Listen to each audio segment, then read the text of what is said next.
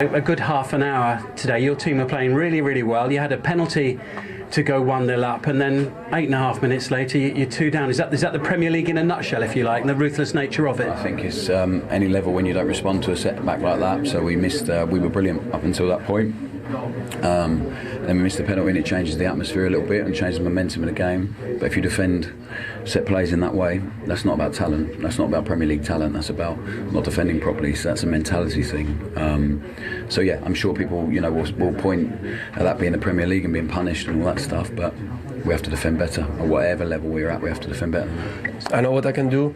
The coach knows what I can do, and now it's up to me to show it and to improve every day to become a better player. And as long as you're in a great environment, what it is, I think the club right now with the guys, it's always easier to grow. So hopefully I can help the team even more. We saw some glimpses too of what Marcus Rashford's capable of once more again today. First goal since March. How important do you think that might be for him, for his confidence as much as anything else? It's very important. So for every striker, they want to be on the scoring list, and once the first is in, then more is coming. Once the striker was telling about the ketchup bottle, once it's going, there's coming more. Yeah, absolutely, and that was the case. Once Manchester United got ahead, there's no way Southampton were going to catch up. Apologies. It's late, isn't it? It's late. We're made to be late. That's the problem. First goal in 12 for Marcus Rashford. There were reports this week that he feels he's been targeted unfairly for criticism at times. What did you make of his performance, Danny?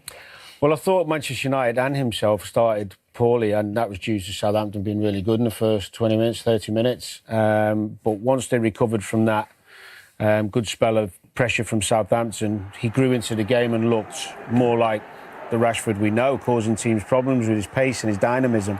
It's his best performance of the season.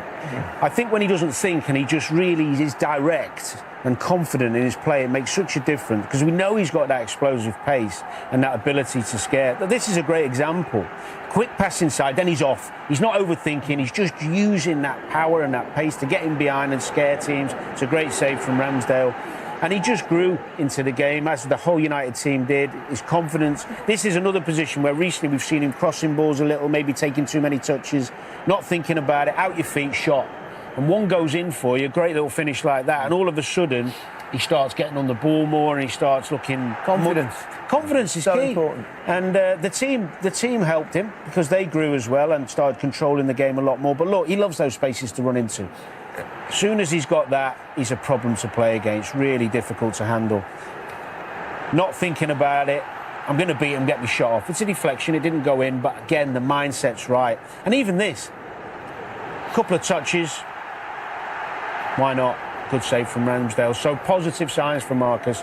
And Manchester United, as the game wore on, they grew in confidence. Result against Liverpool, of course. There are his numbers, Alan. Do you think the criticism he's received is a bit unfair? I mean, he's been on the receiving end of criticism from you. No, I don't think it has been unfair. He doesn't get criticised when he plays like he did today. That was much, much better. So hopefully, you've mentioned the confidence. We all know what it's like, that he's got that goal. We'll see more of that now. Do you think, though, perhaps that he's targeted above other players, perhaps at Manchester United, like Garnacho doesn't seem to get it, or...? No, it's because of the standards that he set. We saw him score 2 seasons ago over 30 goals. We know he can do it. You want to see that on a more regular basis. There was a reason why he wasn't in the England squad. Now, but when he performs like that, he doesn't get any criticism. Much, much better today. I think hopefully you'll see that more on a regular basis now, because he can do it. Oh, yeah. He can definitely do it. Very talented. Crucial moment in the game was the penalty, wasn't it? And it seemed an odd choice. Yeah, I was slightly surprised because Brereton Diaz has taken 9 pens and scored 9 times, and Cameron Archer hasn't taken a penalty at all. So that was his first one today. I suspect he won't be on the next one, if or when they get one. There's no doubt about it that the manager said it, didn't he, afterwards, that the attitude and the atmosphere changed after that. So that was a huge moment in the game. They'd started so well. And this is what you've been saying on social media after that result. Devon says big win, much needed after the last 2, and how the first 30 minutes went. Pretty comfortable in the second half, and we get the 3 points and clean sheet. MLC look good in stages, but ultimately it is the same story again for Southampton. Obviously not good enough at either end of the pitch. It's going to be a long season. And Dan says confidence is a huge factor with this team. If we can win 3 to 4 back-to-back, then it will make a massive difference. And I guess, guys, that's the thing. We felt like Man United have turned a corner at various points over the last couple of seasons, and then things sort of go off the rails. But when you look at their fixtures coming up, they've got a really busy period, but there is that opportunity to build a bit of momentum now. Yeah, that's the issue, isn't it? I think certainly in the first game of the season, or even in the transfer window, you felt they had a good transfer window, brought in players maybe that they needed, but they need to go on a run. They've been disappointing, previous to this game. Today was definitely much better. But if they can go on a run now, and you look at the fixtures, they potentially can do. But like you say, they need 3 or 4 victories to prove it's not just a one-off, this result. Because the critics will say, Joe, yes, it's a good win, a 3-0 win, a clean sheet, but it's against a struggling promoted side. It's a good win. Any win in the Premier League is a good win, but where Manchester United are, even now, they should be expected to come to Southampton and win. The next 6 games are crucial. I agree with what the fella said. 3 or 4 games will make a difference to this team.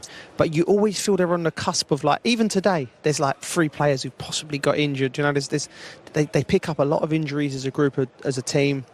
There's a lot of chopping and changing.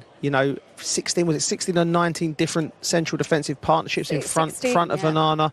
You compare that with Arsenal. It's very solid, and the players are robust. So I think there's a long way for the club to go, and I'm sure the people in the background are working very hard, and trying to improve things. But it's still, I still can't see this team finishing in Champions League positions.